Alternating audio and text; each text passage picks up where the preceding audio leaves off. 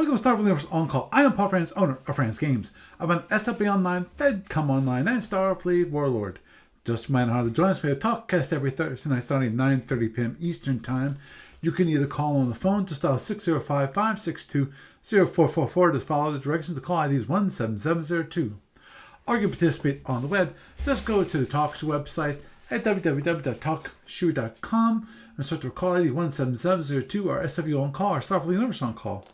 But if you want the best online experience, where you want to go to, you want to go to twitch.tv, yes, twitch.tv/SFU On Call, and you'll find us, be able to join the chat room, you'll watch my wonderful face, and you will join us, which is always the best thing most of all.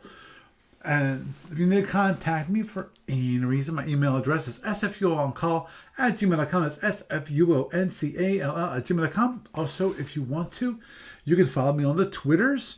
That's SFU On Call also. And my personal account is also Paul Franz, PaulFrnz. Yes, I still have an account.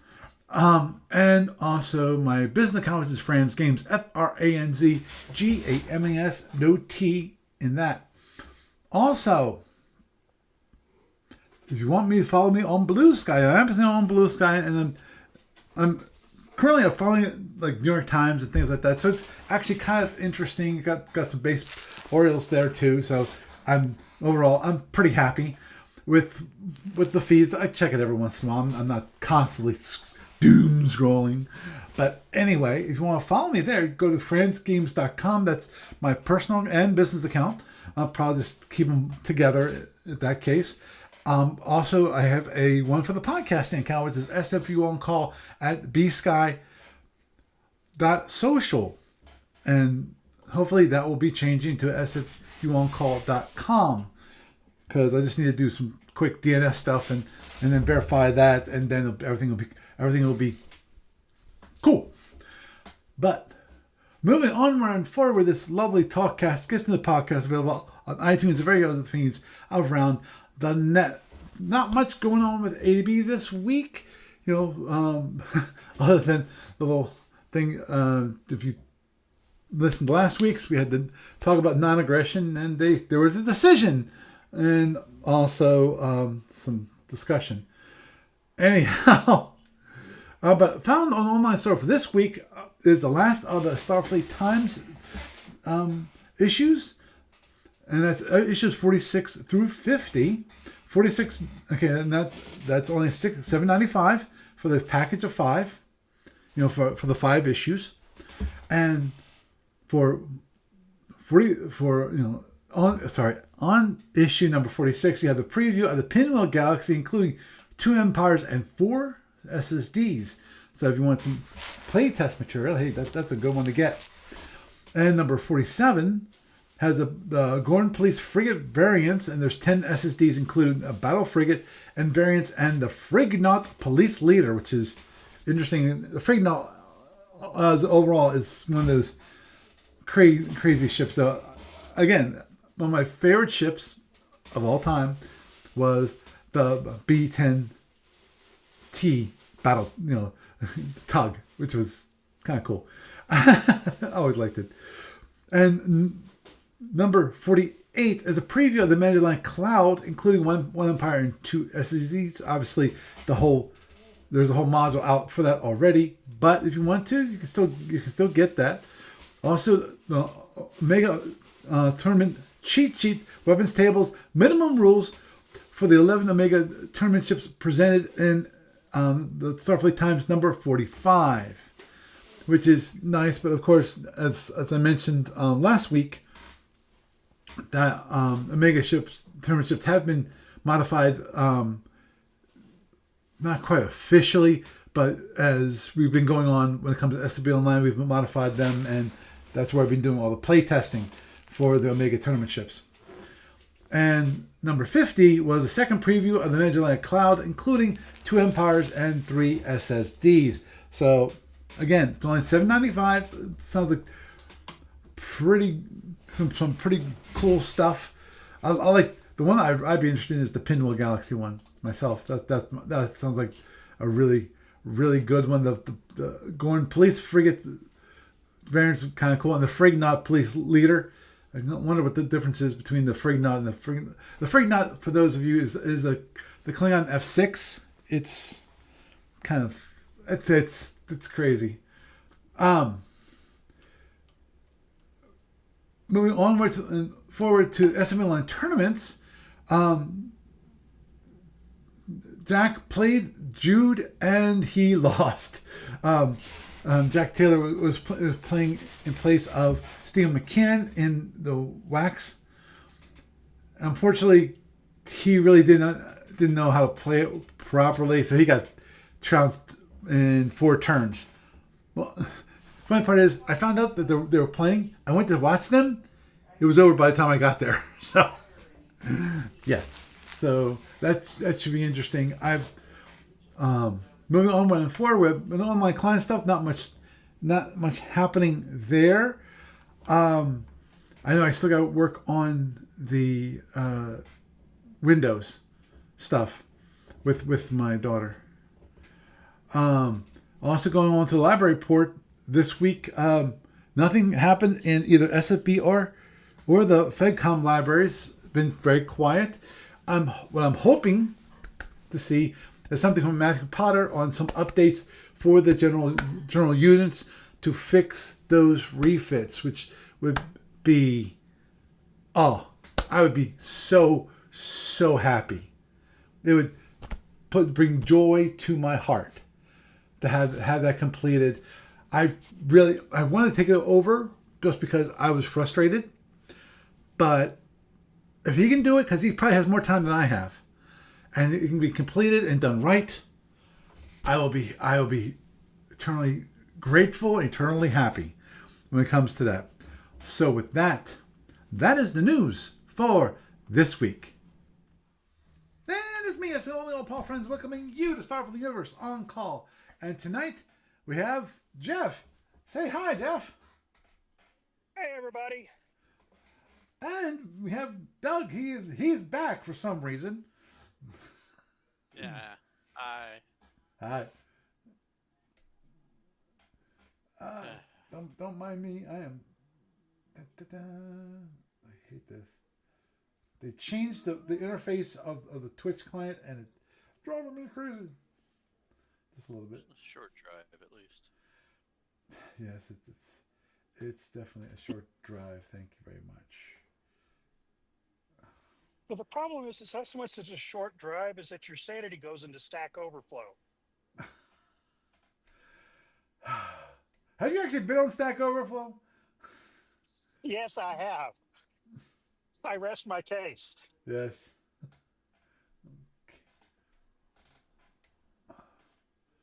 Okay. Oh, there it is. There it is. I had to click on my profile.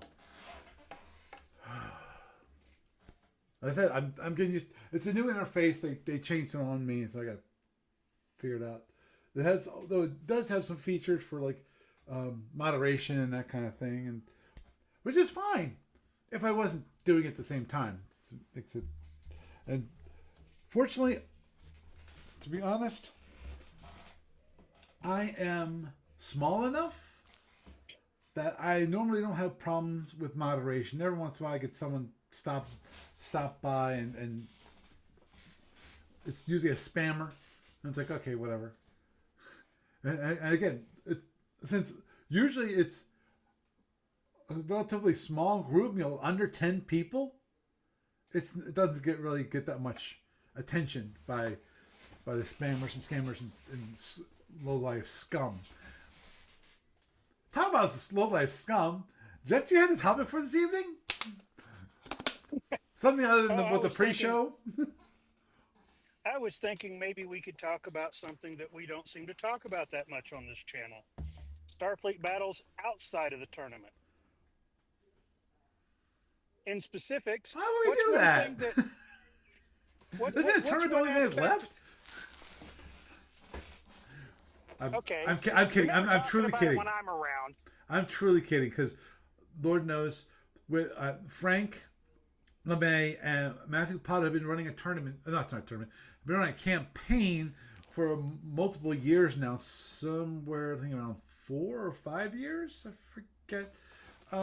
the exact amount, but I think I'm pretty sure it's been since 2020 that they've been running this campaign, and that's one of the reasons why I've been getting a lot of updates from Frank and from Matthew Potter, that they've been so to make sure that those ships either exist, because sometimes the ships or fighters don't exist. In other cases, the ships have errors in them, and so they run into issues.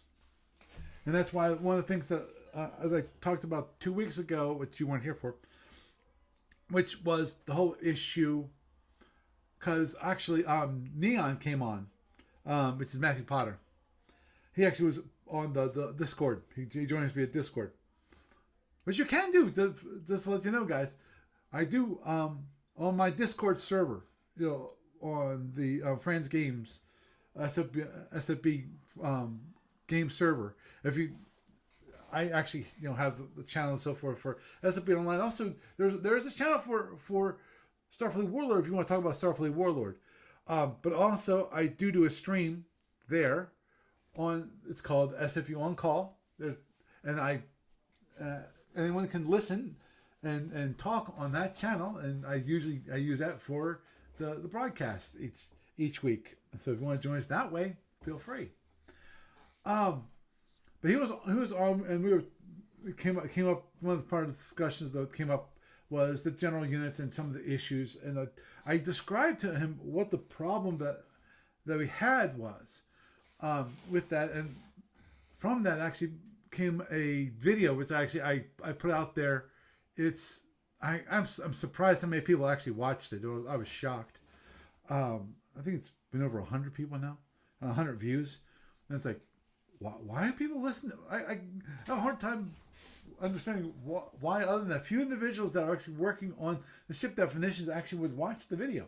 But they watch the video. It's like, okay, I understand. It's kind of if you want to look at the behind the scenes kind of thing of how the sausage is made to a certain degree, you might be interested in it.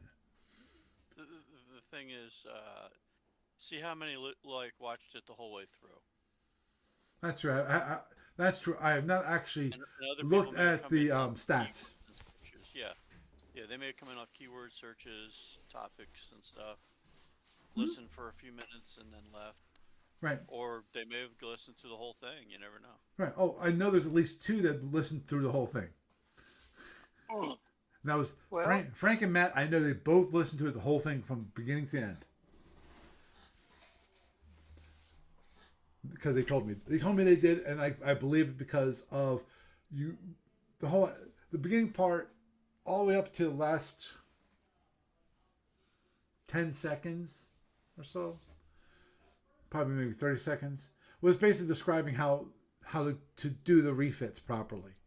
And then the latter part of the video was purely about, okay, I'll show you the results of it and compare it between what's currently out there and what the fix is, and see what and show this is what the differences are. One of the issues for the general units was that because the way the refits were being done, because it was called a race-based empire, whatever. I still call it race-based in the client, and so for Eugene. Legacy code is legacy code. Right. So anyway, the refit name is the race. And when you do race-based refits, well, there's a feature that's part of it, which is if you add / to it, then it can be a refit on top of the race-based refit, which is great because then you can just. And then what happens is when you choose that race, and when you're adding the ship, you'll say, oh, the race is bomb, whatever. And then the additional refits that are available for that race are dun dun dun. It's kind of I always think it's kind of cool. But also it makes sure that when the race is selected for that unit is the proper race, so that when you launch a plasma, launch a drone, launch a shuttle, it will use that race as for creating the counters to create the units. So it should have the proper counter for that unit. So, and if you don't, then it's what happens if the race doesn't exist. It might not show up anything at all. And that was what's happening with some of those race-based refits, where it wasn't just the race. It was also race and a refit, the full refit for that race. And it was called that without the slash, and therefore, I kept on getting bugs from people going, "Hey, it won't launch drones, and it's from this base." And I go back and I find out, okay, what happened was that it was a race. The problem is that battle station and the refit that was selected was wrong. It was not created properly. And this got me frustrated. So anyway, I'm going to ease back on that because otherwise I'm just going to be repeating the same podcast I just had 2 weeks ago. Well, I was halfway there. The lines of something that there's only the briefest little glancing blow of in the tournament. And have you ever dealt with a small squadron affair, maybe with fighters, maybe with PFs, where you're dealing with electronic warfare? It's been a while. Do many people out there find that fun? Personally, I find that the way the system currently works is all it really does is it slows battle speeds down. Because it's yet another thing to spend power on. Right. Oh, agreed. I totally agree there. For small squadron battles, yes. But for the larger fleet battles, EW is one of those really critical parts of it, especially when you are dealing with fighters and PFs. Or cracking a starbase. Or you're cracking a starbase. Yep. Yeah. In that you need you need that offset. You need that ability to help, especially for one of the attritional units, to have be able to those survive. Dice shifts really do make the difference between life and death sometimes. Yes, it does. Oh, I agree there, Dave. Dave just mentioned that we haven't had a guest for actually quite a few years now. Steve Cole hasn't stopped by, though he did stop by for our anniversary show, which is many, many years ago now past. I forget when. I forget what it was. What was my 10-year anniversary or something like that? Yes, I think the biggest problem with getting one of the ADB folks on is that Steve Cole doesn't let him out of the mines that often to see the light of day, let alone get on podcasts. That is true. That is true. Just joking, Steve. Just joking. Understood. But yeah, with ADB, to me the biggest issue currently for getting someone from ADB on is, unlike the past years, because we've actually had ADB on a few times, including one of the times was we actually, when they had the miniatures out, and they actually we got some of the miniatures, the guys, call them sculptors, that created the miniatures. We had them on, which was cool, because we had like ADB, and then we had like 2 or 3 of the sculptures on. You know that they used the tools, different kinds of tools to create the models, which then would be put towards shapeways, and it's been a while for that. And the great thing for when it comes to that was that we actually were able to talk. Okay, we asked them, okay, what are the tools that you use to create these models?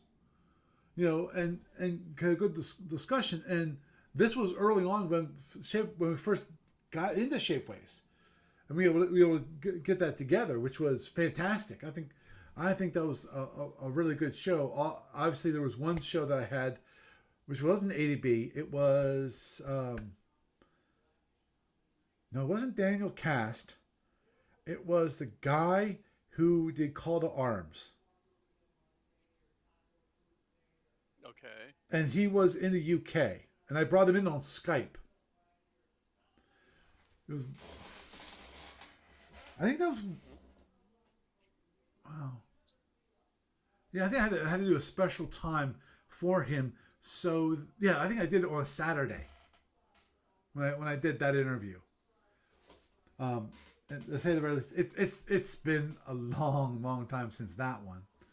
I would actually love to bring in Daniel Cast. I would, because as if everybody here knows, I'm presuming you guys realize this, and I know anyone who's listened to the podcast long enough knows, which is I really like Starmada. And Daniel Cast is the creator of Starmada, and the feeling I get from the posts he does and so forth, he's like me in that his gaming company is his passion project, the one that he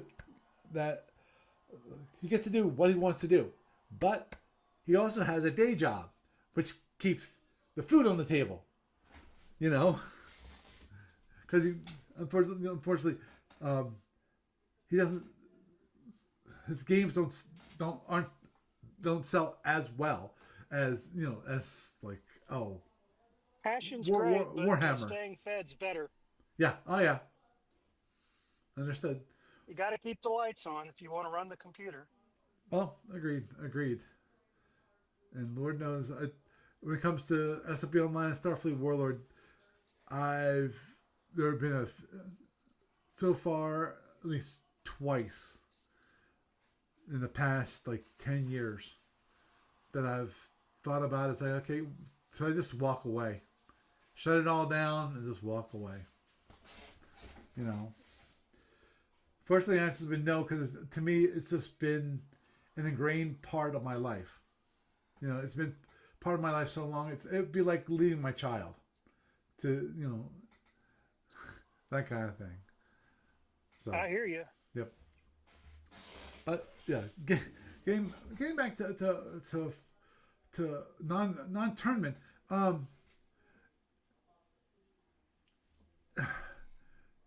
That's one thing that I'm hoping that I'm doing right when it comes to the client, which is I'm hoping that the client enables and helps people to play these, the non-tournament games. Not huge battles. I don't think anyone's ever tried a huge battle. You'd have to define where you'd point huge battle at. Agreed.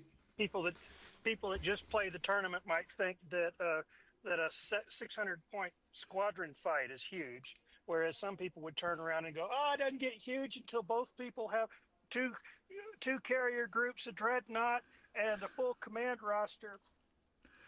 No, to me, a huge battle is somewhere in the neighborhood of 3,000 BPV between these two sides. That'd be huge.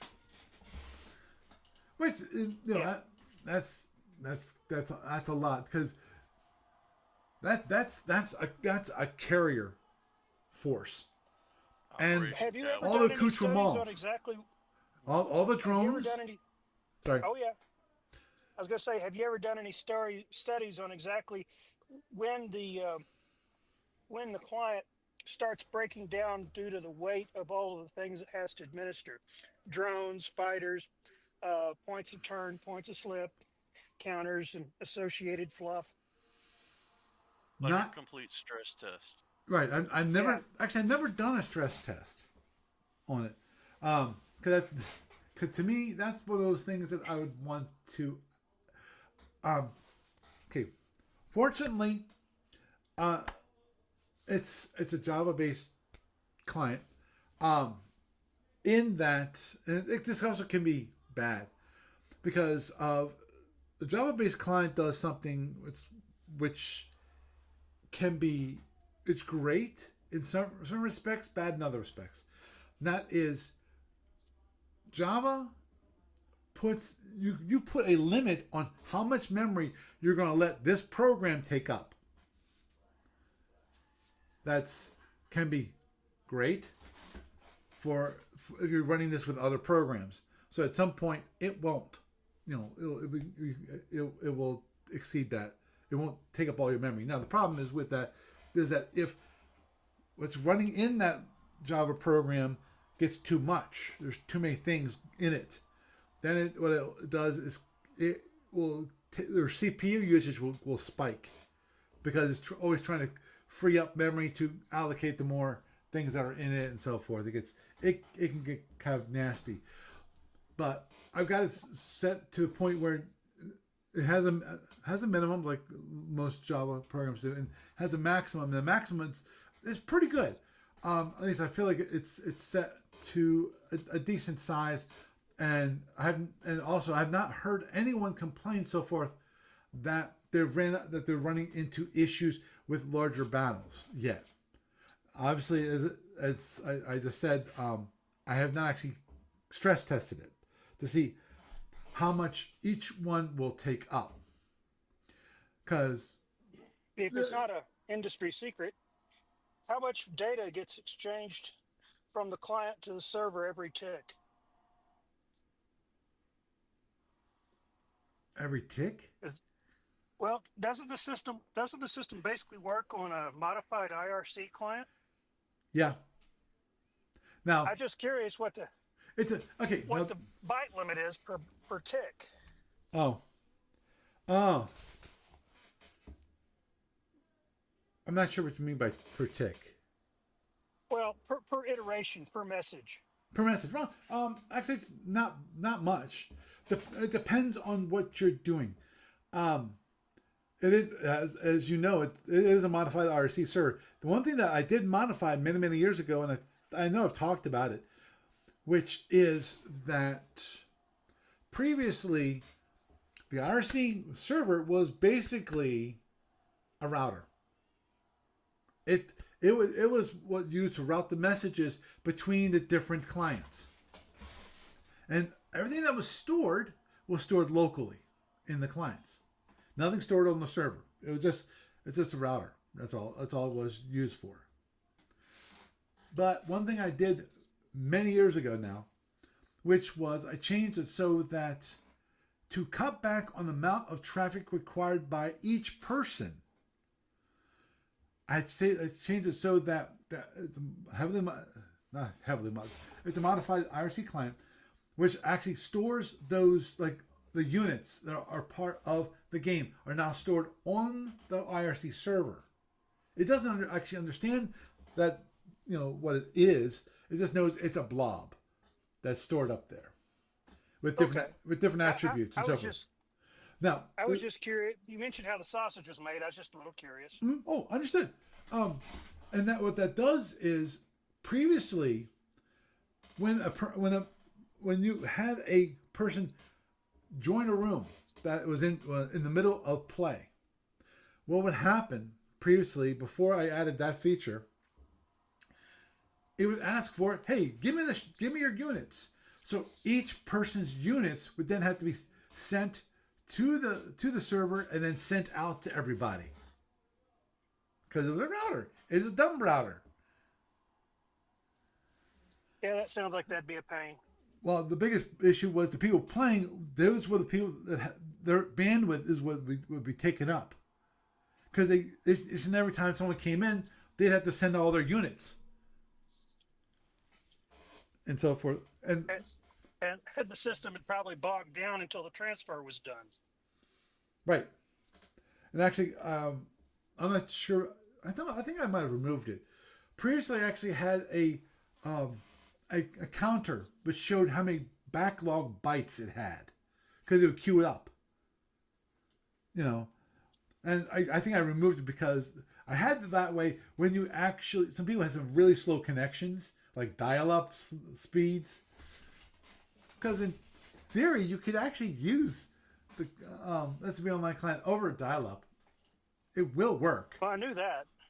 It's kind of slow, and obviously the all depends upon, as strange as it might sound now, all depends on the size of the ship. Because the more boxes you have, these days, that's not quite the case anymore. Previously, it was the case. It's not nearly the case with what it was. Because of the third gen defs are narrowed down. In that they just, for each box, you have, like in the case of your engines, like your left engine, that's just one little object saying, okay, it's this number of boxes of part that are left warp. Previously, each box was its own little object. So it would be like the larger ships would be really large versus the smaller ships. So that's definitely, with the third generation definition, that helps out a lot there. So a lot less memory is taken up with the third gen definitions, which is nice. And obviously it will speed things up too. Now, Well, I can see that. I still have a project which I've partially completed. There's still things I have to add, some features I have to add to it, which is changing it from IRC to being a HTTP based server. And the reason why I wanted to do that was just because of, in some cases, now I've not heard complaints about this for a while. For some cases, because it was IRC, using the standard IRC ports, those were being blocked by ISPs because the only thing that usually used IRC was bots. Well, that and other dark web nasties. Right, exactly. They would use that for communicating with little bots that were installed on your little agents that were installed on your computers, and they would communicate via the IRC server, and say they would start blocking IRC them. is so dead simple. Right. It's easy to leverage. Right. Exactly. And some of them don't like that. But I haven't heard anything for a while from that part. Currently, the one thing people want, I've seen and I've wanted to do, but it's like I have to rewrite the whole client all over again, and it's I'm not sure I actually have time. Which is, have it so you can have it on an iPad, on a tablet. Well, hang on a second. Just spitballing here. If you transition away from IRC to hypertext tunneling protocol calls, then what would stop you from turning the client, from authoring a version of the client that works as a smart web app? Yeah, that was the one thing, because I did do some. Is at that point, as long as it was browser compliant, you could run it on anything that could run a relevant browser. Right. And I actually did do some work on that too. I got the board done. I forget what parts I got done when it comes to having a web-based client. Because obviously the big thing about that, the good thing about a web-based client, I mean purely web-based, as in in the browser, using the browser as UI, as I call it. I don't have to worry about any antivirus stuff. I don't have to worry about, you need to have this signed. You have to have approvals, for here, that kind of thing. I just have to worry about Steve Cole shutting me down. but we're good. We're good. No problems with that. I don't want anyone to worry about that. And as I mentioned before, many years ago, at this point, I probably mentioned it last. I know I mentioned it kind of last year, But I did talk to Steve Cole a while back because of he's getting old, I'm getting old. The whole nastiness called death, it comes up, and he already confirmed with me that in the case of his death, don't worry about it, everything's good. Because I'm just imagining that ADB goes away, and then the original licensor holder, Paramount, or whoever has bought Paramount, is going to go, no, goodbye. Either shut down or we sue you. It's like, so. Yeah, pretty Yeah, much. well, getting into licensing is probably not good for viewership either. Oh, agreed. And if the last, now this was many years ago, I'll admit, but I can't imagine them changing their ways. Obviously, which was back. Everyone remembers what's the one game that was based off of SFB, Starfleet Command. That was it. Yeah. Yeah, 1 and 2. Yeah, you guys can't do that because we don't want that out there. Right. Well, they actually the last version of the game, Is that they actually licensed it from Paramount. Paramount didn't. yeah? As I recall from years and years and years ago, when Interplay got started, what they did was they went to Paramount first, and then okay, we've got the rights to make a computer game. Why are we reinventing this? Somebody said, well, why don't we call ADB, because they've got a game engine that we could probably easily code into the back end of this. And so it was a third party that licensed separately from both halves. Wow. Yeah. Yeah, but as I recall, Interplay went to Paramount first. Well, that's because they're the main rights holders for Yeah, Star Trek. Yeah. and it would, and it makes perfect sense too, because if you can't get the rights to from Paramount, then there's no reason to even talk to ADB. Yeah. Yeah. And that plus Agreed. person out there has never heard of Starfleet Battles or ADB. Well, Comparatively speaking. True. Just to let you know, Dave, Warehouse 23 still has ADB's PDFs, and so Drive Through RPG and Wargame Vault. All three still have ADB's PDFs. And the only thing that changed a year ago, which was Warehouse 23. They redid their interface, redid their store, that was the big change. So if you bought something from Warehouse 23, you kind of had to, I forget what you had to do, but you would, if you had a Warehouse 23 account, you would have been notified about the change and what you needed to do. So as long as you did something, I only say that because unfortunately I deal with some developers at my job, my day job, and I'll tell them that they need to do something, and then I assume they've done it, and then a month later I find out, oh, this is broken. And it's like, yeah, and if you would have followed the instructions I gave you a month ago, it wouldn't be broken. So invariably it's like, what I do is I say, did you read my email? Oh, let me go check. no, it went in the spam folder because you kept telling me all these emails that this feature that I count on as being sunset, and I didn't like it, so I just spammed you. Oh. I've dealt with some That would have devs taken too. effort. Yeah. Yeah, I would have fixed it, but it would have taken effort. Agreed. But yeah, getting back to what we were just discussing. Sorry, I felt like I needed to respond to Dave. This is what happens. Unfortunately, the NFL is, we're into playoff season now, and we'll just have to wait and see if the Ravens beat the Bills. Yeah.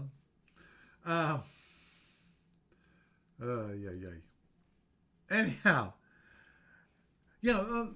And the thing is, with the Starfleet Command is that they weren't making enough for Paramount, and Paramount went, okay, bink, and they yanked the license because they weren't getting a big enough return.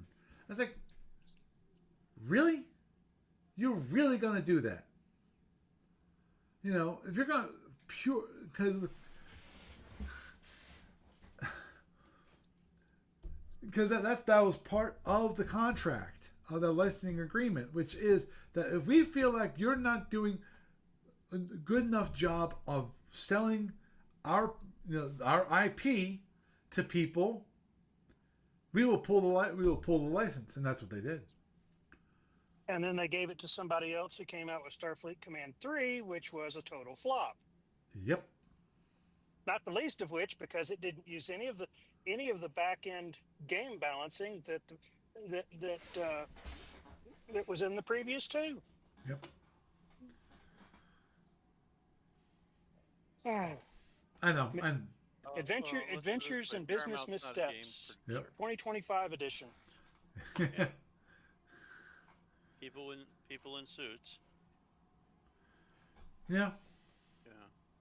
Actually, that reminds me of a funny thing, which was there's a podcast I listened to called Political Orphanage with Andrew Heaton. Love the guy. And last week he had a podcast on basically economic failures. There's a museum in Scotland that has this, and there's a guy who's kind of the keeper of these failures. And the one thing that really caught me off guard, but caught me, which was the whole idea that economics and how the whole system works is not a machine. It is an organism. In that you can't things are very much organic in basis. In other words, a lot of people, it's like, oh, if the economy is not working, doing these certain policies, oh, you just got to work harder. You have to do it more, not less, or change your policies. No, it's like, no. No. It's failing because you didn't follow my instructions. My instructions are perfect. If you followed my instructions and everybody did it my way, it would be economic success beyond everybody's dreams. Right. Exactly. But then again, nobody has the ego to step aside and actually listen to the market very often. Exactly. And part of that is that, at least the way I feel about it, is that we're organic. And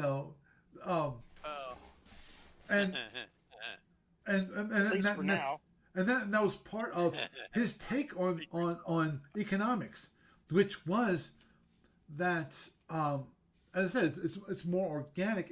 It's not just a machine that you can pull leaves and so forth. And in some cases, the failures were due plainly because there are certain parts of it that they were really complicated to really think about how that would affect things, and so they said, okay, we're just not going to look at that because it's just too complicated. Well, it's going to affect the economy. You have to at least try. Well, here's the issue. People are idiots. You're welcome. Okay. We are the most intelligent idiots on the planet, basically. That is true.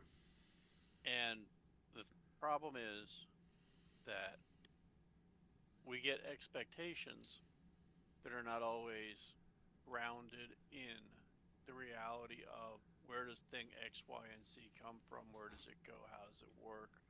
Why does it exist? Why do things exist the way they do? And what are the consequences of change or doing something differently? Mm. We Yeah. don't always put all the things together properly. And Yeah, that's a mouthful. everything evolves to a certain point where you were saying like it's or organisms and you think it's an organism. Yeah, that's closer to it than the machine aspect of it. And the problem is we try to pigeonhole everything into, its own little box and say, I expect result X for input Y, and I don't understand why we're not getting the result that we got the first time around or that we predicted. And that's kind of basically it. Yeah.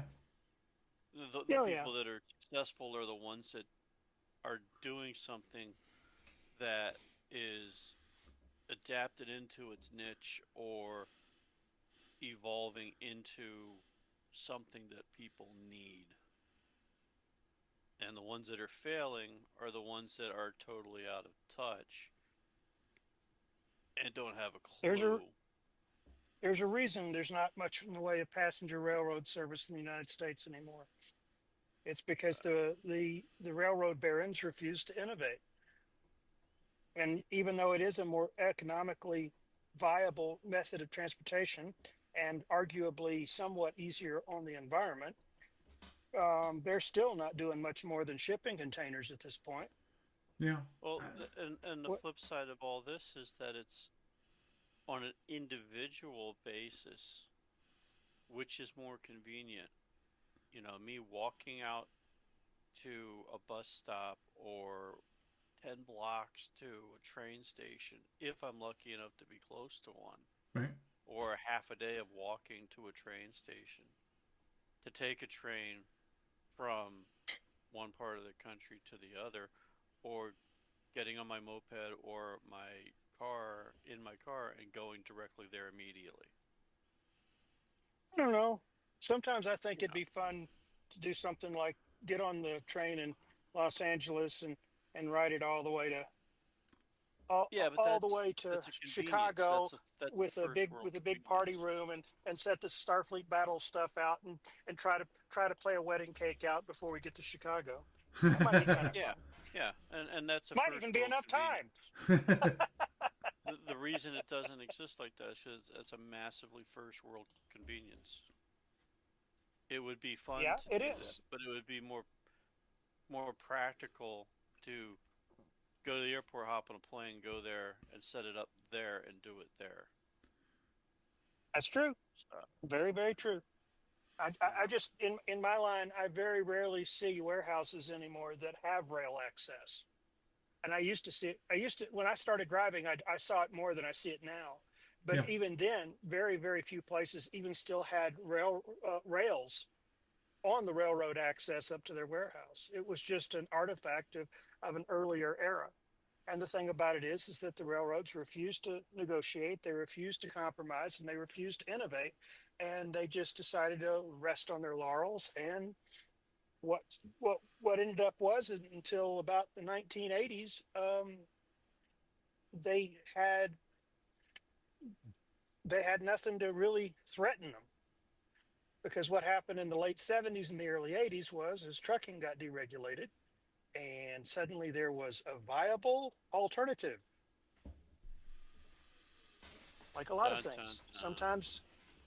Sometimes it's the competition that really brings the change.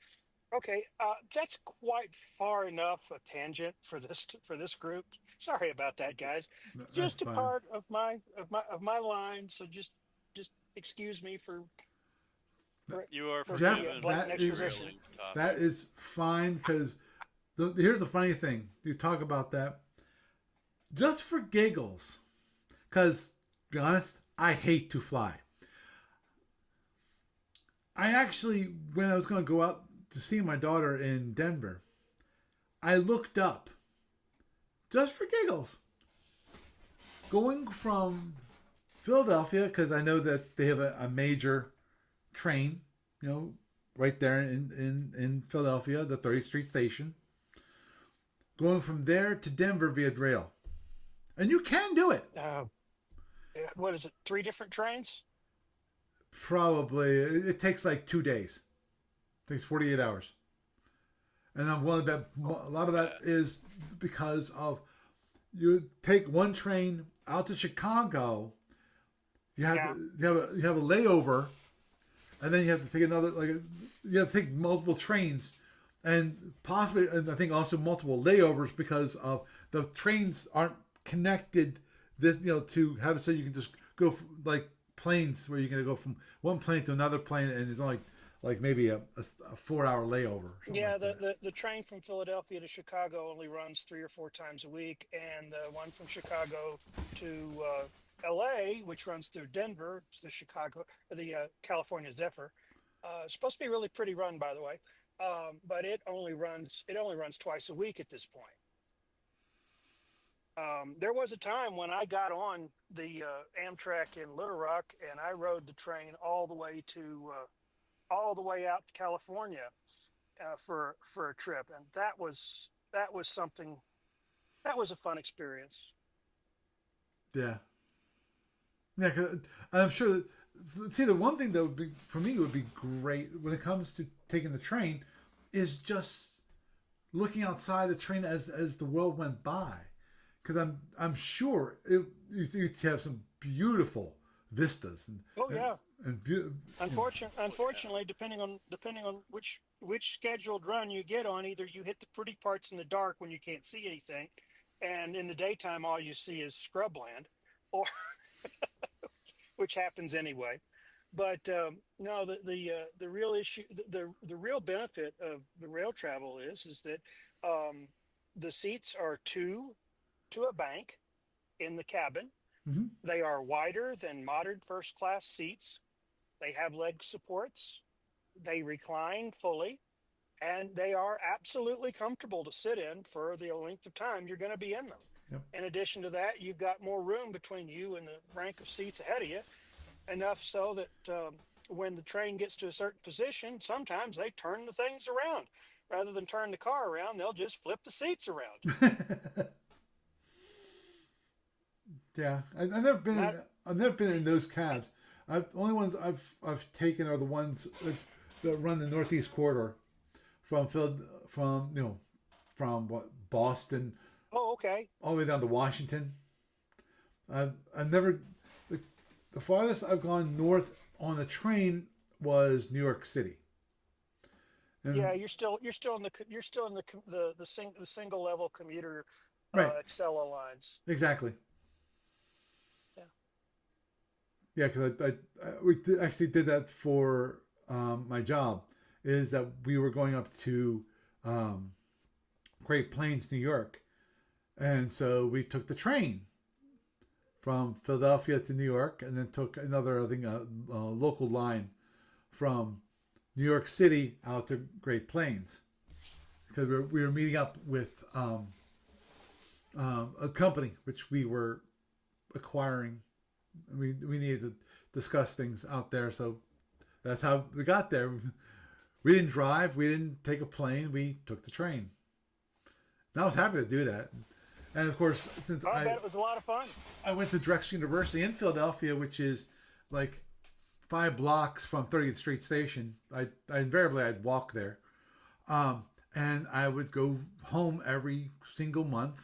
I'd take the train from Philadelphia down to Baltimore, and then my parents would pick me up at Penn Station in Baltimore.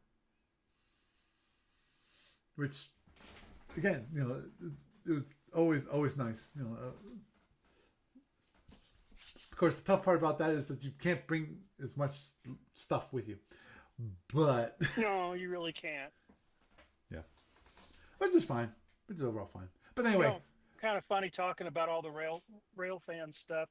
I remember years and years ago, Battle Group Little Rock, after one particularly long session that I don't even remember what we did that day. Somebody showed up with a box of Euro rails. Oh, ever heard of Euro rails? Yes. Mm-hmm. What a fun game to teach to pick up and play. I mean, it's one of those games where you've got to you've got a map, and you're given a crayon in the color of your Right. token, and you actually draw your trails out, your train tracks out on the map. Yeah. Oh yeah. Great little map. Great little Oh, fun. I remember that. Actually, I remember seeing it also at Origins. I saw some people playing that.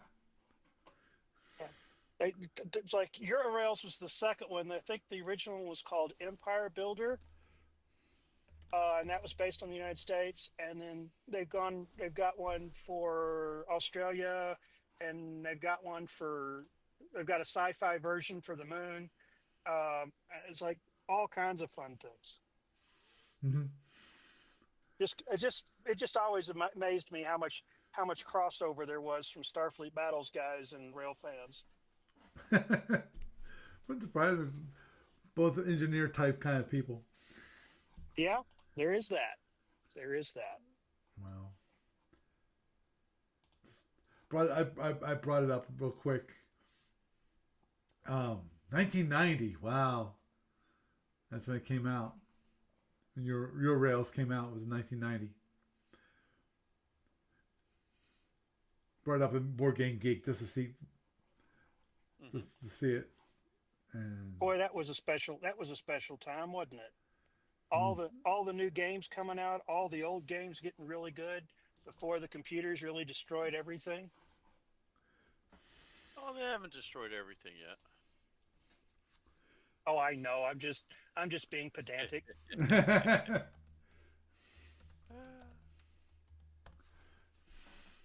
wait till AI takes over. Yeah, well, when Sigh. AI turns around and writes Commodore's edition, yeah, I'm done. oh, you kidding me? I hope not. Okay, I'm sorry. I'm going down the rabbit hole of And the your host Rails. goes You down you the you rabbit you hole. did this to me, Jeff. You did this to me. I'll take the blame. I derailed the podcast. Yes, Woohoo. yes, you did. Or should I say, choo choo? And really, Jeff, you do. Here's the one thing. I'm sure I mentioned it, but I'll just reiterate it anyway. Which is, for the past 15, maybe 20 years, I've lived within a mile of a railroad track, and I'm constantly hearing the trains go back and forth. And obviously, the only ones I see are cargo. You know. Yep. There's only a select few rail lines that Amtrak runs on. Yep. Actually, the funny part was that the other day I saw a train which I've never seen before. In that, it had a engine at the front of the train and an engine in the middle of the train, which to me was, I've never seen that before. I'm used to that. Okay, if it's an extremely long train, which you can tell just by see how many engines are there. Is there one? New rules. It's a couple of things that could be. First off, there's new rules based on the maximum length of rail car between air pressure sources. So it could be they've got the engine in the middle to be a boost pump for the air brakes for the end of the train. Mm-hmm. It could also be that it's being used as a separator while the engine itself is being relocated to some other part of the rail network. Mm-hmm. If you've got too much hazmat of a particular category, you have to have a break before you can have any more of it. This is so that if you have a really bad derailment, you don't have something as bad as the gasoline train derailment of, oh gosh, happened in the 90s down in Los Angeles, where there was a literal firestorm for 3.5 days until all the volatiles cooked off. Wow. I mean, it was like 140 plus car derailment. It was ugly. I mean, they were talking at one point that it was raining gasoline on houses in the neighborhood next to the rail tracks. Damn. Wow. I'd be But concerned for my house. No one lit a match. yeah, exactly. But the thing No, is that's when you're that just, there's a not lot of there different anymore. reasons why they'd put a train in the middle. Sometimes what they'll do is if they've got one engine pulling 30 or 40 cars, and they've got another engine pulling 30 or 40 cars, and for some reason they have a crew failure Mm-hmm. because the crew's timed out or something else has happened, they'll come in and they'll use the first train to rescue the second train, and it'll leave the locomotive in the middle. Hmm. Okay. Cool. Yeah, there's a lot of goofy stuff like that that goes into into the rail business, and I only most of the stuff I know is just from having a family member that was in it in the 70s, Mm-hmm. retired from Union Pacific in 1982. Yeah. So If I really want to know more, there's a guy that I work with who actually he worked for the train. I don't know which one of the train companies he worked for, but he knows his trains because the software that my group produces is logistics, and part of right, that, of course, is trains. So yep. he knows a lot about that. Anyhow, I think we will end it there. Unfortunately, there's no trains in SFB. That would be Yeah, definitely. What, are we going to switch back to another topic now? Oh, no, I can switch back. The topic just did a head. Agreed. so It, you know, I'll say it's getting late, but it kind of is. And it's kind of it's already I think it's pointless to bring up another subject, or even return to the previous subject. Before the things got really derailed. Uh, Uh, so yeah. basically, you're Fun running so out of good it steam. got robbed. Got Yes. it. Yes. Exactly. So with that, So Jeff, it's been can I?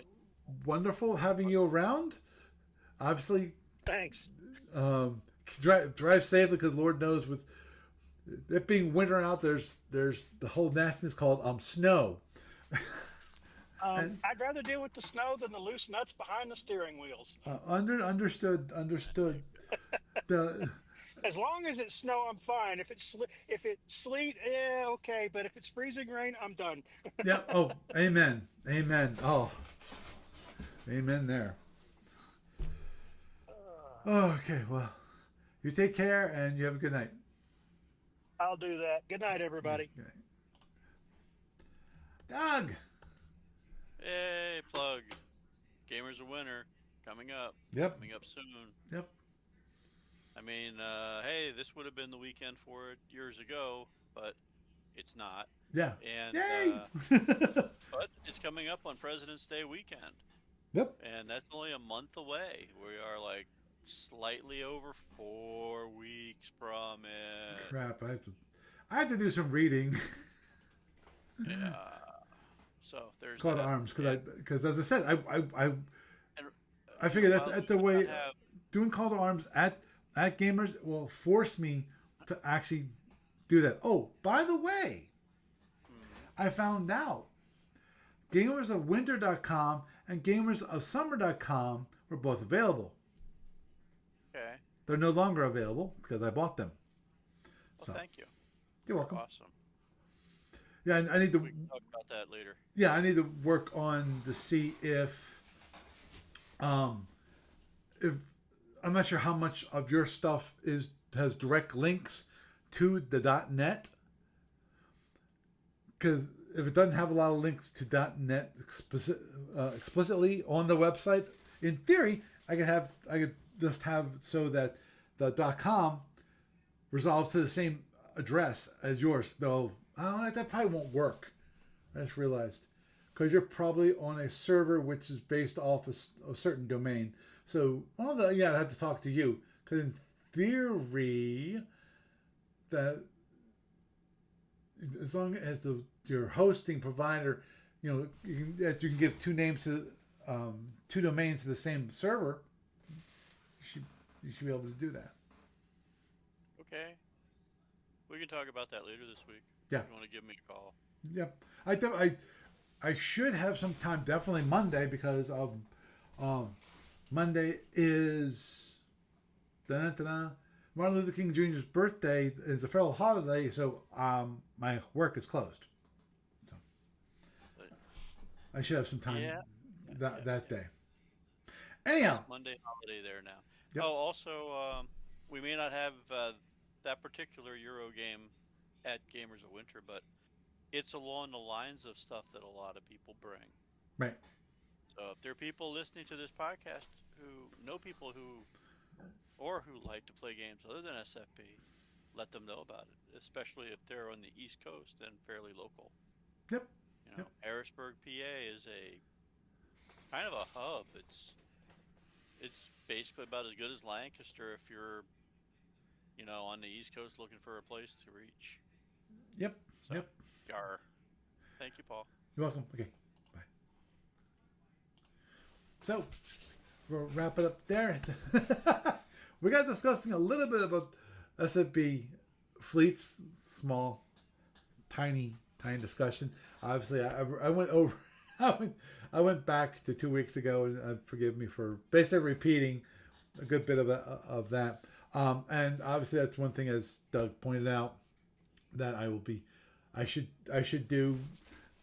Probably, definitely not tonight, but probably this weekend. Just log into the account and go check the metrics on that video. Because as I said, I was surprised how many people actually watched that video, which to me it's like seeing more than like 10 is a shock. Now, obviously, depends upon how you Google how they play the game. Because what was it? I think it was like Facebook.